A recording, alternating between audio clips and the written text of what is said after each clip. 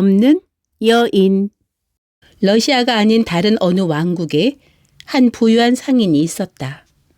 그에게는 아들과 딸 2명의 자식이 있었다.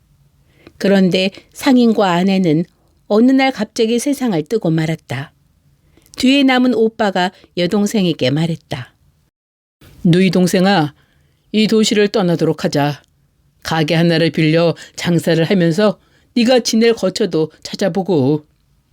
누이가 그 말에 동의하여 그들은 다른 지방으로 갔다. 오빠는 상인조합에 가입했고 포목접 하나를 빌렸다. 장사를 하며 그럭저럭 살아가던 중 오빠는 결혼을 생각했고 어떤 여인을 아내로 맞이하였다. 그런데 사실은 그 여인은 마녀였다. 어느 날 오빠가 장사를 하러 집을 나서면서 누이에게 당부했다. 동생아, 집 잘 보고 있어라. 이 모습을 본 아내는 남편이 자신에게가 아니라 여동생에게 당부의 말을 하자 모욕감을 느꼈다. 아내는 남편에게 복수할 궁리를 했다. 그녀는 가구들을 전부 망가뜨리고는 남편이 돌아오기를 기다렸다가 저녁에 집에 돌아온 남편을 맞이하며 말했다. 당신 여동생이 어떤 사람인가 좀 보세요. 그녀가 우리 가구를 전부 망가뜨려 놓았어요. 괜찮아. 가구야 새로 사면 되지. 남편이 대꾸했다. 이튿날 오빠는 가게로 나가면서 아내와 누이 동생에게 인사를 하고 전날처럼 당부를 했다. 동생아, 가능하면 집을 잘 보아라. 아내는 남편이 돌아올 시간을 알고 있었으므로 마구간으로 가서 남편이 가장 아끼는 말의 목을 칼로 베어버렸다. 그리고 현관에 나가서 남편을 기다렸다. 당신 여동생이 어떤 사람인지 보세요. 당신이 가장 아끼는 말의 목을 베어버렸어요. 아이고, 개들이 먹게 주워버리시오. 다음날 오빠는 가게로 나가면서 인사를 했고 누이 동생에게 당부했다. 내 아내가 아이를 낳을 테니 아내와 아이를 잘 돌봐 주어라. 그가 장사를 하는 동안 마녀는 아이를 낳았고 낳자마자 아기의 목을 베어버렸다. 그리고 앉아서 슬피 울었다. 남편이 돌아오자 그녀는 울며 남편에게 말했다. 당신 동생이 무슨 짓을 했나 보세요. 내가 아기를 낳자마자 당신 여동생이 아이를 빼앗아서는 칼로 아기의 목을 베어버렸어요. 그는 아무 말도 하지 않고 울더니 나가버렸다. 그리고 한밤중이 되었다. 누이가 자고 있는데 오빠가 그녀를 깨웠다. 사랑스러운 누이야, 준비하고 예배드리러 가자. 오라버니, 오늘도 아무 축일도 아니잖아요. 아니, 오늘은 축일이란다. 어서 가자. 오라버니, 하지만 아직 너무 일러요. 아니, 아가씨들은 준비하는데 시간이 오래 걸리잖니. 사랑스러운 누이가 축일 예배를 위해 치장하기 시작했다. 그러나 그녀는 꿈을 거리기만 할 따름이었다. 오빠가 다가와서는 재촉했다. 자, 누이야, 서둘러라. 오라버니, 아직 너무 일러요. 아니, 이르지 않아. 가야 할 시간이야. 드디어 그녀가 준비를 끝마쳤다. 두 사람은 마차에 올라타서는 예배를 드리기 위해 출발했다.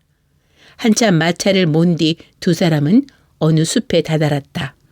여동생이 이 숲은 도대체 뭐예요? 하고 물었다. 오빠가 대꾸했다. 이것은 교회 주위에 쳐진 울타리야.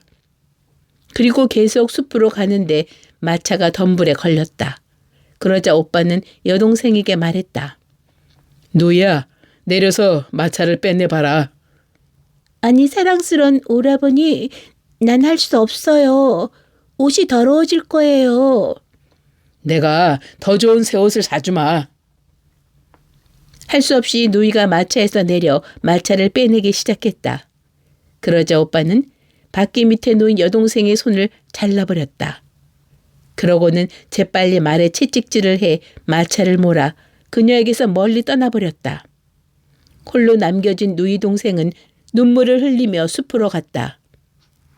얼마나 숲에서 헤매었던지 온통 가시에 찔렸지만 숲을 벗어날 길을 찾을 수가 없었다. 마침내 몇 년이 흘러서야 그녀는 숲 밖으로 이어진 오솔길을 발견했다. 그리고 숲에서 나와 구걸하기 위해 도시에서 가장 부유한 상인의 집 창가로 다가갔다. 이 상인에게는 눈에 넣어도 아프지 않을 정도로 귀하게 여기는 외아들이 있었는데 이 아들이 창가에 서 있는 거지 소녀를 보고는 한눈에 반해버렸다. 아버지, 어머니, 전 결혼하겠어요. 너 누구랑 결혼할 거니? 저 창가에 거지 아가씨와 결혼시켜 주세요. 아이고 얘야, 도시의 상인들에게도 아름다운 딸들이 많지 않니? 싫어요. 저 아가씨와 결혼시켜 주세요. 만일 저 아가씨와 결혼시켜 주지 않으면 전 무슨 일을 저지를지 몰라요. 귀한 외아들이 고집을 피우므로 상인 부부는 무척 괴로웠다. 그들은 귀한 아들을 거지 아가씨와 결혼을 시켜야 하는지 말아야 하는지 판단해 달라고 모든 상인과 성직자들을 불러 모았다. 그러자 사제들은 그게 아드님의 운명이라면 신도 아드님과 거지 아가씨의 결혼을 축복할 것입니다. 하고 말했다. 마침내 상인의 아들은 거지 아가씨와 결혼을 하여 1년을 살았고 또다시 1년을 살았다. 상인의 아들은 거지였던 자기 아내의 오빠가 가게를 운영하고 있는 지방으로 가게 되었다. 그는 작별 인사를 하면서 부모님께 부탁했다. 아버지, 어머니, 제 아내를 내쫓지 마시고 만일 그녀가 아이를 낳거든 바로 제게 편지로 알려주세요. 상인의 아들이 떠나고 2-3달 후에 그의 아내는 사내 아이를 낳았다. 그런데 그 아이의 팔은 팔꿈치까지 황금빛이었고 옆구리에는 별들이 박혀 있었고 이마에는 밝은 달이 있었으며 심장 근처에는 환히 빛나는 태양이 있었다. 상인 부부는 몹시 기뻐서 사랑하는 아들에게 당장 편지를 썼고 그 편지를 급히 전하라고 한 노인을 보냈다. 그런데 마녀가 이 모든 일을 다 알아채고 그 노인을 억지로 초대했다. 할아버지, 이리 오셔서 잠시 좀 쉬었다 가세요.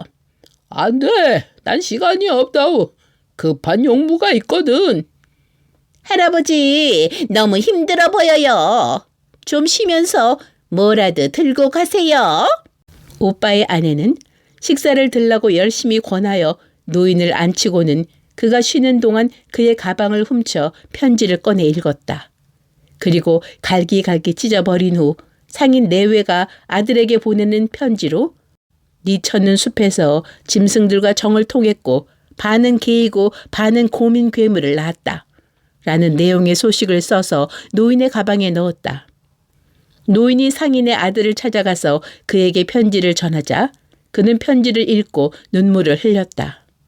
그리고 자신이 직접 돌아가서 어떤 아이를 낳았는지 보겠으니 자신이 돌아갈 때까지 아내와 아이를 건드리지 말라고 부모에게 부탁하는 내용의 답장을 써 노인에게 부탁했다. 마녀는 이번에도 노인을 붙잡고는 좀 쉬었다 가라며 열심히 권하였다. 노인이 그녀의 집에서 쉬는 동안 편지를 훔쳐 읽고 찢어버린 후 편지가 도착하는 대로 즉시 아내를 쫓아내세요. 라는 내용의 편지를 써 노인의 가방에 넣었다. 노인이 상인 부부의 집에 도착하여 편지를 전하자 아들의 편지를 읽은 상인 부부는 몹시 상심했다. 그들은 탄식하며 외쳤다. 이게 도대체 무슨 소리인가? 아들이 우리를 왜 이렇게 힘들게 하는 거지? 거지 아가씨와 결혼한다고 고집을 피우기에 결혼을 시켰더니 이제 자기에게 아내가 필요 없다니요. 손자도 손자지만 며느리가 몹시 가여웠다. 그렇지만 아들의 말을 따를 수밖에 없어 상인 부부는 며느리와 손자에게 축복을 내린 후 아기를 며느리 가슴에 묶어주고 집에서 내보냈다. 며느리는 비탄의 눈물을 흘리며 상인 부부의 집을 떠났다. 그녀가 아무리 걸어가도 마을도 없고 숲도 없는 들판뿐이었다. 그녀는 어느 골짜기에 이르렀고 갈증을 느꼈다. 오른쪽을 쳐다보니 우물이 하나 있었다. 그녀는 물을 마시고 싶었지만 아기를 떨어뜨릴까봐 몸을 굽히기가 두려웠다. 그런데 마치 우물이 자신에게 다가오는 것처럼 느껴졌다. 결국 그녀는 몸을 구부렸고 아기는 그만 우물에 떨어지고 말았다. 아기를 물에서 건져낼 수 없는 그녀는 우물 주위를 빙빙 돌면서 울기만 했다. 그때 한 노인이 다가와서 그리스도 자매여, 왜 울고 있는가? 하고 말했다. 어떻게 울지 않을 수가 있겠어요. 우물에 물을 마시려다 그만 아기를 물에 빠뜨리고 말았어요. 몸을 숙여서 아기를 꺼내라. 어르신, 그럴 수가 없어요. 저는 손이 없어요. 괜찮다. 몸을 숙여 아기를 꺼내라. 그녀는 우물로 다가가서 몸을 숙였다. 신이 그녀를 사랑하여 그녀는 갑자기 양손을 되찾았다. 그녀는 기뻐하며 팔을 뻗어 아기를 꺼냈고 사방을 향해 신께 기도했다. 기도를 드린 후 그녀는 계속 길을 걸어 마침내 자기 오빠와 남편이 살고 있는 집에 도착하게 되었다. 그녀는 문을 두드린 후 묵어가게 해달라고 부탁했다. 그러자 그녀의 남편이 오빠에게 말했다. 형제여, 저 거지 여인을 들어오게 합시다. 거린들은 옛날 얘기를 할 줄 알고 여러 가지 세상 이야기를 들려줄 줄도 안다오. 그러자 오빠의 아내인 마녀가 말했다. 우리 집은 좁아서 손님이 묵어갈 곳이 없답니다. 아니, 그러지 말고 형제여, 들어오게 합시다. 나는 거린들이 하는 옛날 얘기를 아주 좋아해요. 그래서 집주인은 거지 여인을 들어오게 했다. 그녀는 아기와 함께 페치카 옆에 앉았다. 그녀의 남편이 말했다. 자, 사랑스러운 이여, 어디 우리에게 얘기 좀 해주시오. 아무 이야기라도 좋으니. 저는 옛날 이야기는 할 줄 모르지만 세간의 이야기라면 해드릴 수 있어요. 여러분, 들어들 보세요. 제가 정말로 있었던 일을 얘기할 테니까요. 그녀는 아기를 안고 이야기를 시작했다.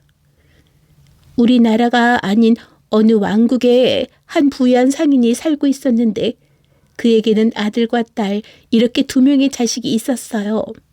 그런데 갑자기 상인과 그 아내는 세상을 뜨고 말았지요. 어느 날 오빠가 여동생에게 말했어요.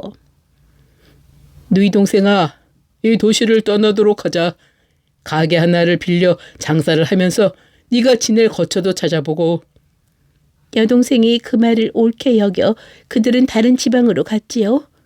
오빠는 상인조합에 가입하고 포목점을 빌려 장사를 하다가 결혼을 생각했고 어떤 여인과 결혼했는데 그녀는 마녀였어요. 바로 그때 오빠의 아내가 저것 봐! 쓸데없는 얘기를 짓거려대네. 아우 까부네! 하고 말을 가로막았다. 그러나 여동생의 남편은 격려했다. 어서 계속해요. 난 그런 이야기를 무척 좋아해요. 그래서 거지 여인은 계속 말했다. 오빠는 장사하러 가게로 나가면서 여동생에게 동생아, 집 잘 보아라. 하고 당부의 말을 했어요. 아내는 남편이 자신에게가 아니라 여동생에게 그 말을 하자 모욕감을 느꼈어요. 그래서 분개한 아내는 가구들을 전부 망가뜨렸어요.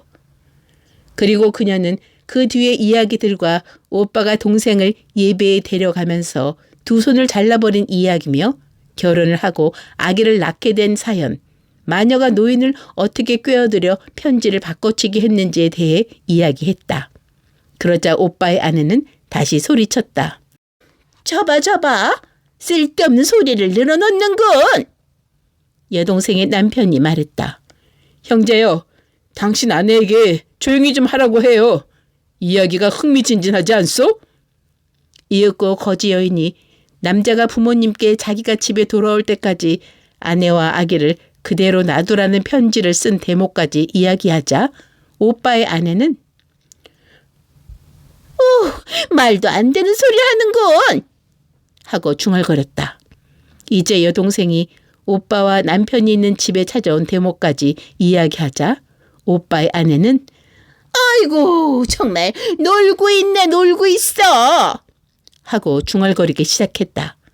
여동생의 남편이 말했다. 형제여, 부인 입 좀 다물게 해요. 왜 저렇게 이야기 내내 방해만 하는 겁니까? 마침내 거지 여인은 이야기 속의 여인이 그녀의 오빠 남편이 있는 집에 들어와 이야기를 들려주는 대목을 말하기에 이르렀다. 거지 여인은 자기 앞에 앉아있는 사람들을 가리키며 이분이 바로 제 남편이고 이분은 제 오빠 그리고 이 여인은 제 오빠의 아내입니다. 하고 말했다. 그러자 그녀의 남편은 베치카 옆에 있는 아내에게 뛰어갔다. 아, 내 사랑, 내게 아기를 보여주시오. 부모님께서 내게 진실을 써 보내셨는지 보게 해주시오. 그가 아기를 안아들고 담요를 벗기자 온 방이 환하게 빛났다. 정말로 당신은 꾸민 이야기가 아니라 사실을 이야기했군. 여기에 내 아내가 있고 여기에 팔꿈치까지 황금색이고 옆구리에 별들이 박혀있고 이마에는 밝은 달이 있으며 심장 근처에는 환히 빛나는 태양이 있는 내 아기가 있구나. 이야기를 모두 들은 오빠는 마구간으로 달려가서 가장 좋은 앞말을 꺼냈다. 그리고 마녀를 데려와 머리칼을 말의 꼬리에 묶은 뒤 말을 들판에 풀어놓았다. 앞말은 마녀를 땅에 질질 끌며 뛰어다녔다. 점차 사악한 마녀의 머리채만 말꼬리에 남아 매달려 있게 되고 몸은 들판 여기저기 흩어져 버렸다. 여동생과 오빠와 남편은 토레이카 마차를 준비하여 부유한 상인 내외가 사는 집으로 갔다. 그리고 세 사람은 함께 행복하게 오래오래 살았다.